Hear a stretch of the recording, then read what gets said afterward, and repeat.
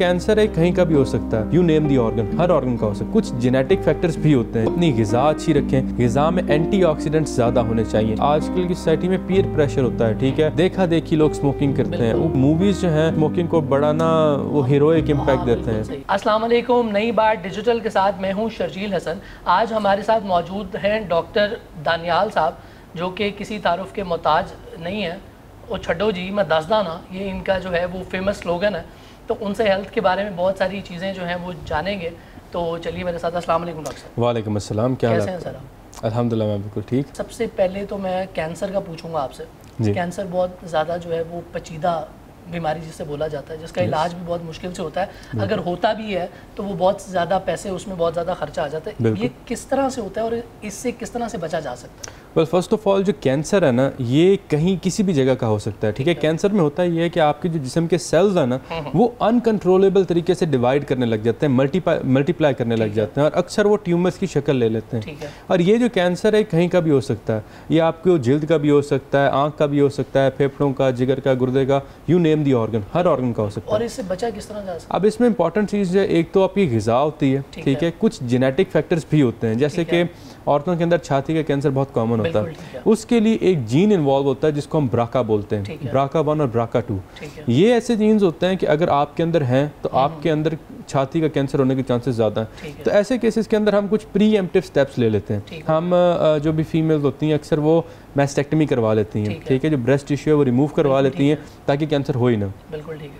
इसके अलावा अगर आप अपनी ग़िज़ा अच्छी रखें, ग़िज़ा में एंटीऑक्सीडेंट्स ज़्यादा होने चाहिए। विटामिन ए, सी, ई बहुत अच्छे एंटीऑक्सीडेंट्स होते हैं। बेसिकली जो गाजरें हैं उनमें विटामिन ए बड़ी अच्छी मिकदार में होता है। अभी सर्दियों का मौसम आने वाला है, माल्टा आ रहा है, सिट्रस, इसके अंदर विटामिन सी बड़ी अच्छी मिकदार में होता है। विटामिन ई जो है ये भी आपको इसी तरह हेल्दी फ्रेश वेजिटेबल से मिल जाता है। और मार्केट में कुछ सप्लीमेंट्स भी हैं इस पे, कोई विटामिन्स के हों? यस, विटामिन ए जो है असल में मार्केट में ये रेटिनॉइड सप्लीमेंट्स के तौर पे बेचा जाता है। विटामिन सी के तो ऑब्वियसली कोई इसके बहुत से नाम हैं। बिल्कुल ठीक हो गया।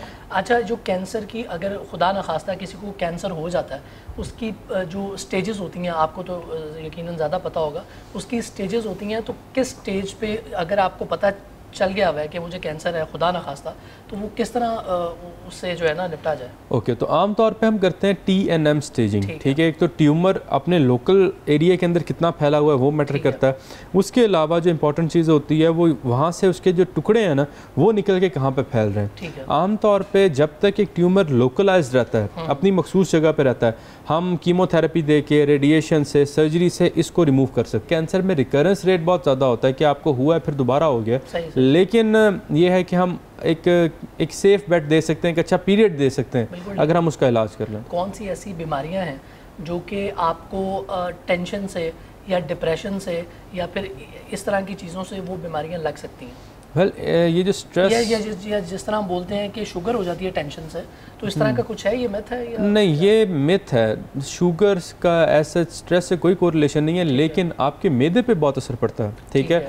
जो लोग टेंशन और एनजाइटी के मरीज़ होते हैं, टेंशन ज़्यादा लेते हैं, उनके मैदे के अंदर अक्सर अल्सर्स बन जाते हैं, ठीक है। इसमें ये बहुत ही नॉन डॉक्यूमेंटेड डिजीज़ है कि जो स्ट्रेस होता है, स्मोकिंग होती है, यानी कोई पथरियाँ वगैरह? नहीं, पथरी नहीं होती, इसके अंदर जख्म बन जाना, मैदे के जख्म, ठीक है, आंत के जख्म, पेप्टिक अल्सर या गैस्ट्रिक अल्सर, ये हम आम जुबान में से बोलते हैं। और ये स्ट्रेस और एंजाइटी में बहुत कॉमन होते हैं। जो लोग स्ट्रेस लेते हैं, टेंशन ज़्यादा लेते हैं, जो लोग स्मोकिंग करते हैं, उनमें ये बीमारी बहुत कॉमन नज़र आती है।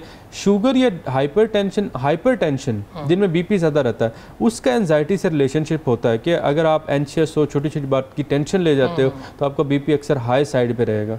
या ये है कि अगर आपको डायबिटीज़ है और आप टेंशन ज़्यादा ले रहे हो, तो उसके फिर कुछ फैक्टर्स हैं या उस बीमारी को ज़्यादा ख़राब कर देता है। बिल्कुल ठीक है। जैसे आपने स्मोकिंग की बात की, अभी पिछले दिनों में एक रिपोर्ट पढ़ा था कि पाकिस्तान में जो पॉपुलेशन है वो 76% जो नौजवान है वो स्मोकिंग की तरफ जा रहे हैं। तो ये किस तरह से बचा जा सकता है इस चीज़ से? वेल स्मोकिंग का एक जो और ये कितना हार्मफुल रहता है हमारे लिए? सिगरेट के बारे में तो हम सब जानते हैं कैंसर कराती है, लेकिन जो मेन इंपॉर्टेंट बात है आजकल की सोसाइटी में पीयर प्रेशर होता है, ठीक है।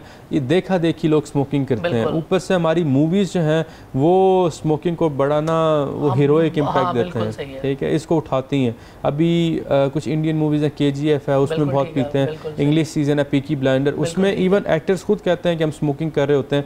यहाँ पे जो बंदा बस सिगरेट लगाए, इसे लगता है कि कोई बड़ा हाँ स्वैग के लिए और वो स्वैग में अपना फेफड़े और बाकी सिस्टम खराब हो जाते हैं। ठीक हो गया। अच्छा डॉक्टर साहब, गर्मी बहुत ज़्यादा है, आपको पता है आजकल में, अभी अल्लाह का शुक्र है थोड़ा हो सकता है कि मौसम आगे चेंज हो रहा होगा। अभी गर्मी के अंदर बहुत ज़्यादा डिहाइड्रेशन का मसला हो जाता है, उसको किस तरह से उससे निपटा जाए?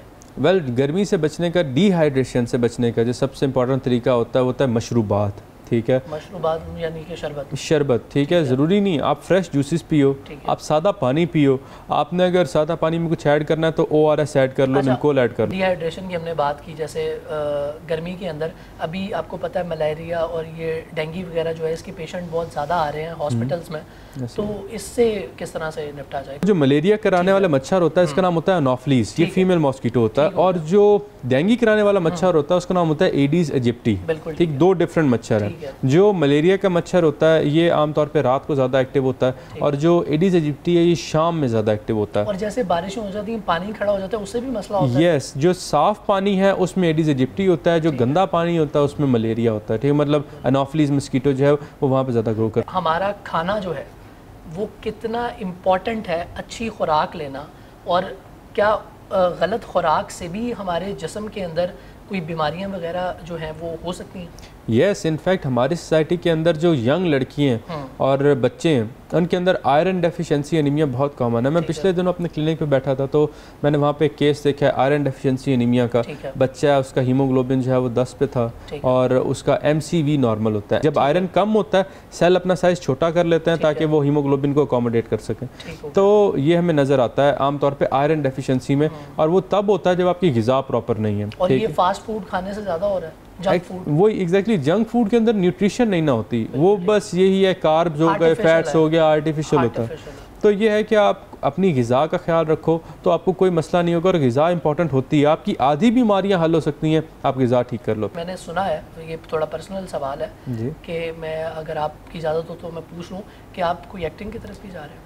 यस, एक्चुअली मैं कहानी लिखता हूँ। मैंने एक स्क्रीन प्ले लिखा था और फिर मैंने वो प्रेजेंट किया एक प्रोड्यूसर को, एहसन इब्रार नाम था। क्या नाम था स्क्रीन प्ले का? उसका नाम पेशेंट ज़ीरो था। ठीक है। तो वो कहानी मैंने लिखी थी एक डॉक्टर की ही जो मॉरली करप्ट होता है। ठीक है, मतलब वो मेरे एक ऑपोजिट साइड है। मैं हूँ रूल फॉलो करने वाला, वो मैंने अपनी ही एक ऑल्टर ईगो, एक नेगेटिव साइड पे कहानी लिखी थी। सो रहे हो, आपको ऐसा ख्वाब आया हो कि यार ये भी एक चेंज होना चाहिए, ऐसा हुआ? हाँ, मैंने कभी सोचा यार कि मैं थोड़ा ज़्यादा अच्छा बंदा हूँ, कोई मेरे साथ बुरा कर दे मैं कहता हूँ चलो कोई नहीं, लेकिन वो जो कैरेक्टर है वो ऐसा नहीं करता।